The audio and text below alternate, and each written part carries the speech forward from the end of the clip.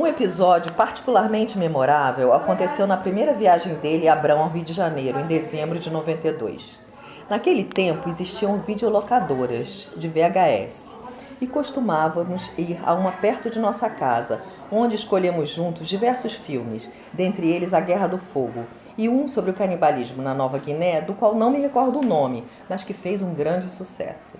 As capas coloridas dos vídeos ficavam expostas em prateleiras, por setores. Em uma dessas visitas, chamou a atenção de Paletó, antes mesmo de Abrão, um setor em que se viam fotos de mulheres nuas. Era a seção de filmes pornográficos, que antes da internet era praticamente a única fonte disponível desses tipos de filmes. Tentei desviar a sua atenção, mas Paletó começou a retirar as capas, uma a uma, e a me pedir que lesse a sinopse do filme no verso. Envergonhada, afinal eu o tratava como pai, comecei a ler, até que um deles o interessou particularmente. Era uma paródia, então relativamente recente, de Volta para o Futuro. Alugamos o filme por absoluta insistência de Paletó, que pediu para vê-lo assim que chegamos em casa. Eu devia estar presente para traduzir, ele disse, embora logo tenha descoberto que quase não se falava no filme. Mas era preciso traduzir o enredo, para lá de complicado. Como no filme original, o protagonista volta ao passado e conhece os seus pais ainda jovens. Entretanto, em sua versão pornô, ele faz sexo com a sua mãe, uma jovem tremendamente sexy, em uma cena que toma bastante tempo do filme. Constrangida ao assistir com meu pai essas cenas de sexo explícito e ainda por cima incestuoso, tive, além de tudo, que responder às suas muitas questões. Perguntou-me se essas mulheres não tinham vergonha de mostrar o ânus, que ele chamou de caminho da pamonha. Ao vê-las gemendo e gritando no momento do orgasmo, perguntou-me se iam morrer e acabou por concluir que tinha pena de todos eles porque não sabiam fazer sexo direito.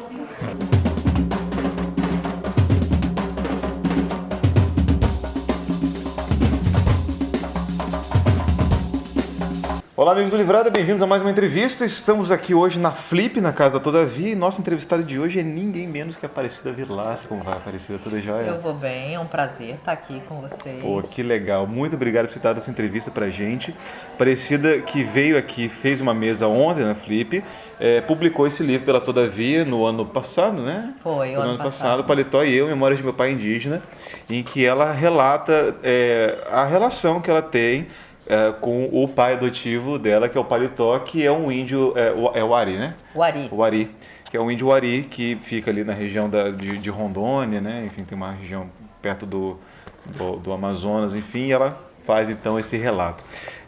Aparecido, queria começar perguntando para você, primeiro sobre a proposta do livro, né?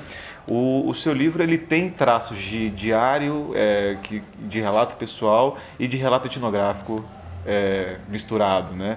Como é que você classificaria ele? Como é que você ou você não buscou muito uma definição para isso? Como é que foi essa? Olha, eu não busquei uma definição, mas já me perguntaram algumas vezes, né, que tipo de livro é esse? É um ensaio e eu acho que é uma dupla biografia, é mais ou menos assim, quer dizer, porque a ideia inicial era fazer a biografia do Paletó, era contar a história de vida dele a partir do momento da morte dele, em janeiro. Eu comecei a escrever o livro no dia seguinte da morte dele, como uma forma de lidar com o meu luto. E eu já tinha esse projeto de escrever a história dele, porque era uma história extraordinária, de um homem inteligentíssimo, um pensador, e que teve uma vida muito extraordinária. Então eu imediatamente comecei a escrever a vida dele, só que eu não consegui não entrar dentro. Quando eu me via, eu estava dentro da cena, então falava de mim, falava em primeira pessoa, do que eu imaginava, às vezes coisas que eu vivi com o Paletó e coisas que aconteceram com ele que eu não estava presente, mas que eu imaginava conhecendo o Paletó. Então eu entrei muito no livro. Então o livro de Paletó, ou a vida de Paletó, se transformou em Paletó e eu. Então é uma dupla biografia, eu acho. Legal. E assim, na sua formação de antropólogo, enfim, né, a gente tem alguns relatos clássicos assim de visitas de antropólogos no Brasil. O Lévi-Strauss fez algumas coisas, enfim. Mas eu queria saber, na antropologia, isso é pergunta de ignorância minha, mas na antropologia existe uma linha divisória, porque houve envolvimento seu para além do estudo, né? Você, enfim, trouxe ele depois para cá, para sua casa, criou uma relação familiar com ele mesmo, né? Como é que isso se dá dentro da sua área de atuação mesmo? Olha, para a gente fazer pesquisa de campo, fazer um bom trabalho de antropologia, você tem que ter uma relação próxima com as pessoas com quem você está trabalhando, né? Então, os antropólogos, meus alunos, por exemplo, meus colegas, né? Eles passam muito tempo, passam meses. Eu tenho um aluno agora que está no Yanomami, vai fazer um ano, entrou e ficou. E também acaba estabelecendo uma relação de alguém que adota e chama de pai, de mãe, que é geralmente a pessoa que te alimenta, que começa a ter uma relação especial com você por motivos vários. Às vezes porque você mora perto da casa dela, às vezes porque simpatizou com você. Acontece assim, né? Então, essas relações, elas acabam constituindo a base do nosso trabalho, relações pessoais, né? Algumas, eu acho que no meu caso com o Paletó, ela é um pouco excepcional porque ela se desenvolveu pouco mais, né? Ela foi um pouco além, porque eu tive essa oportunidade de trazer, e ele a disponibilidade e o interesse, que poderia não ter tido, de ir ao Rio de Janeiro, conheceu minha família, meus filhos foram comigo várias vezes para o Zuari, então a gente acabou tendo uma mistura de famílias que eu acho que isso já não é tão comum. Então eu acho que isso é incomum por isso, né? Mas que todos os antropólogos acabam estabelecendo relações de intimidade com as pessoas, eu acho que sim. Legal. E assim, o relato que você nos fornece aqui no livro, ele é bem interessante porque, como você propriamente disse no livro, os Zuari, eles tiveram muito pouco contato com o homem branco, e um contato recente, né? Até, você falar que até a década de 70 eles não tinham 60. Então, é uma cultura que está muito, de certa maneira, muito pura, assim, livre da nossa influência branca na cultura deles. Agora sim, depois com toda a evangelização que você descreve e tudo mais. Alguns relatos são muito impressionantes e diferentes para a gente. Queria que você pudesse comentar um pouco essa questão que, inclusive, você usa para abrir logo no começo do livro, não na abertura, mas logo no começo, desse funeral e esse ritual canibal cerimonial, né, que eles utilizam, enfim. Como é que foi para você experimentar esse tipo de coisa pela primeira vez? Você é muito nova lá, visitando eles ainda lá esse era o orientado do Eduardo, Viveiro de Castro, né? Eu nunca presenciei canibalismo porque os Wari deixaram de praticar canibalismo justamente com esses primeiros contatos, que no caso do grupo do Paletó foi em 1961. Então eles foram totalmente reprimidos, as pessoas, eles obrigavam a eles enterrar os mortos, né, um morto, por exemplo, e cercavam o túmulo, né, o lugar enterrado, com pessoas armadas, para que eles não desenterrassem e comessem. Porque o Zuari, isso era uma forma de funeral, né, uma forma de tratamento do morto, de lidar com o morto e com os vivos e a saudade deles. Porque para o Zuari, enquanto a pessoa está debaixo da terra, no caso do enterramento, que eles não faziam antes, ela está viva de algum modo, porque o corpo ainda é sede da personalidade, né? Então o corpo estando íntegro é uma forma da integridade da pessoa. Então não só essa pessoa está pensando nos vivos, como os vivos estão pensando nela. E esse vínculo não pode permanecer porque os vivos ficam arriscados de morrer de tanta saudade, de tanta tristeza. Então o que acontecia normalmente era que os parentes próximos, assim, pai, mãe, filhos, pediam a parentes distantes, como cunhados, sogros, parentes não consanguíneos, que comessem o morto. E diziam, o que eles pediam era: comam, porque a gente não pode mais vê-lo, a gente não consegue ver mais esse corpo, a gente quer que esse corpo desapareça da nossa frente. É bem forte mesmo, assim. E existiu alguma dessas coisas que você viveu ou soube que, né, desses hábitos dele, que foi um primeiro baque, assim, para você, uma coisa que te chocou ou que te impressionou bastante, assim, no primeiro contato com eles? Olha, eu não fiquei impressionada. Primeiro porque eu já tinha nos anos 70, 1970, duas teses feitas sobre o Zuari, tese de doutorado, um canadense e um americano, norte-americano. E elas falavam do canibalismo, não detalhadamente, mas falavam. Então eu sabia, né, que isso estaria presente no sentido da memória das pessoas, porque eu sabia também que não existia mais. E teve uma tese de uma brasileira, Denise Meirelles, que também abordou esse tema. Então eu cheguei sabendo, né, mas não foi porque eu fui preparada, bem preparada no museu, como aluna, para chegar num grupo e estudar aquilo que os interessasse. Ou seja, eu chego lá e era isso, assim, e é como eu preparo meus alunos. Você chega, né, a primeira coisa que você tem que fazer é aprender a língua, ou seja, demora quanto tempo você demorar, você vai aprender a falar a língua para poder se comunicar direito com as pessoas. E entenda o que eles estão interessados, o que é o que move a vida deles, o que é que os caras gostam de falar, né, o que eles querem. E eu cheguei e eles me perguntavam, o que você quer estar fazendo aqui? Eu falava, olha, eu tô aqui para aprender as histórias de vocês, a língua, e fui aprendendo. Aí, assim, mais ou menos uns 15 dias depois que eu estava lá, morreu uma criança. E foi muito dramático, né? Imagina, uma morte num grupo pequeno, as pessoas chorando, desesperadas e tal. E aí o tema do canibalismo, não houve canibalismo, a criança foi enterrada, mas o tema do canibalismo apareceu para mim à toa, assim, né? Dizendo, as pessoas começaram a conversar depois e falando, pois é, porque agora tem que enterrar, antes a gente comia e tal. Então ela começou a aparecer para mim de um jeito muito tranquilo, num momento onde eu já não falava de jeito nenhum a língua, mas eu já estava mais inteirada com as pessoas, já era uma coisa, eu não cheguei lá perguntando, vocês comem? Então, e quando isso está inserido num contexto, né, ele tem um sentido, não é assim, eles comem gente porque estão com fome, comem gente porque vão matar para comer, o que as pessoas na época, né, nos anos 50, 60, falavam assim, eles comem por fome, são cruéis. Não tinha nenhuma crueldade, no sentido de que era um funeral para eles, né? Então, se no meio disso, você contextualizando, entendendo, você não é nada que choque. Entendi. Uma outra questão que eu queria debater contigo é essa questão da evangelização deles, que eu vejo que no seu livro você colocou uma preocupação com relação à perda da essência cultural do Zuari, mas também entende que existe um tipo de assistência que há ali com o médico, acho que foi no episódio de um problema que ele teve de saúde, enfim, né?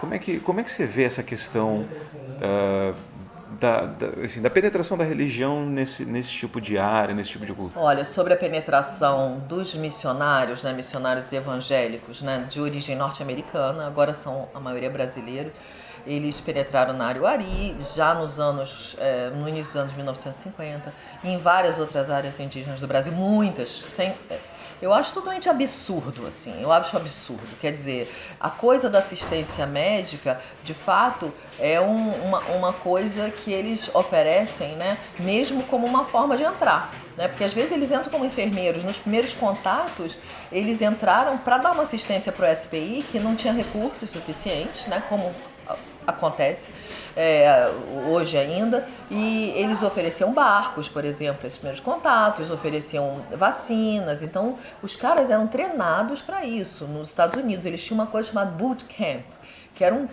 acampamento tipo exército, onde eles tinham técnicas de exército, então eram técnicas de cura, de acampamento, de fazer casa, então os caras eram super preparados, muito mais do que os agentes governamentais daqui.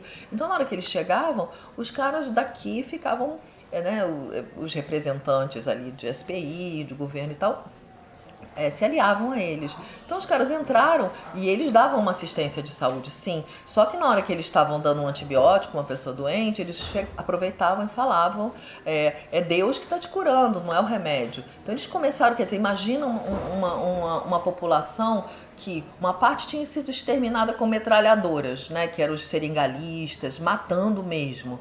E outra parte com epidemias, porque essas expedições de contato chegaram com gente doente, já tinha gente contaminada vindo da cidade. Então já chegaram já espalhando tudo, gripe, tuberculose, tudo.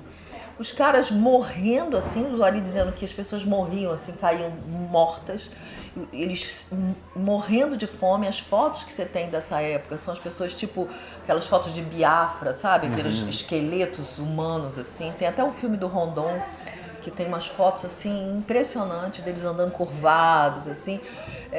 Imagina chegando o remédio, né? Ninguém cura, né? Porque ninguém nem tem capacidade de curar, e vem o remédio, você dá um antibiótico, em 2 dias o cara tá levantando, os caras dão comida e dizem é Deus que está curando. Então é baseado no engano, a base é baseada no engano, né? E eles dizem, né, no sentido, olha, a gente chega, não tem nenhuma violência, a gente oferece a palavra de Deus e tal, só que é um produto que eles estão comprando sem nenhum tipo de conhecimento, né? É o engano do início ao fim, né? E com isso eles começam a demonizar a cultura indígena. Eles vão dizer o seguinte, eles dizem para o usuário, inclusive tem isso escrito em livros de ensinamentos que eles dão para o usuário, em língua wari. Olha, tudo que vocês, os mitos de vocês são todos mentiras porque são coisas do diabo. Porque vocês não sabiam escrever. As coisas de verdade estão escritas na Bíblia, isso é coisa do diabo. Então os caras vão lá e vão minando, né? Eu tinha um avô Wari, Oruam, que era xamã jaguar. E uma vez eu cheguei lá, pós-conversão, e o Oruam estava deitadinho assim numa esteira, no fundo da casa, todo encolhido, doente. Eu cheguei lá, não tinha ninguém na casa. Eu falei assim, o que está acontecendo? O que você tem? Ele falou, eu não sei, eu estou doente. Aí eu falei, mas cadê os agentes de saúde? Que eles têm agentes de saúde indígenas, não missionários. Os agentes de saúde não estavam indo lá dizendo que ele era o demônio. Porque ele era xamã, se transformava em animal, tinha relação com os espíritos animais. Então era demônio. Então acabou um menino indo lá, viu que ele estava com uma infecção de ouvido, entendeu? Então é isso que acontece, é uma demonização da cultura. Então eu acho isso absolutamente uma violência aos direitos culturais indígenas, né? E eles estão em todos os lugares. Eles entram mesmo em todas as áreas. E essa evangelização, ela tem uma outra consequência que eu acho que queria que também pudesse falar sobre isso, que quando você tira um pouco dessa cultura pura deles, as pessoas acho que tendem a sentir mais no direito de solapar os direitos indígenas, né? Até uma anedota que alguém falou pro diretor lá que fez o filme dos Irmãos Vilas Boas, que falou que ninguém tem pena de índio que não tem pena, né? Tem um dito assim, uma coisa assim. Então, assim, você vê isso como um processo, até de um projeto sistemático, assim, uma coisa do tipo. Enfim. Olha, eu não acho que seja um processo sistemático, consciente, embora ele acabe funcionando assim, porque eu acho que os missionários estão lá por uma missão, entendeu? Os missionários acreditam no que eles estão fazendo, né? Então eles acham que eles têm a ideia seguinte: Jesus só volta a segunda vez quando todos os povos estiverem convertidos. Então os caras têm que fazer um negócio, eles querem a segunda volta de Jesus, eles querem, né, ir para o céu, sei lá, e eles têm que converter. Então eles têm uma missão.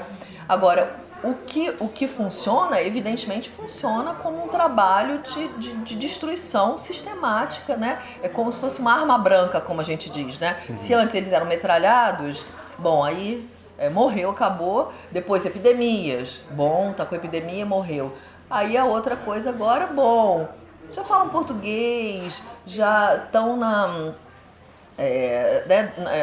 usam roupa e tal, pronto. Então, para quê? Para que terra, né? Como tem se dito aí no governo atual, né?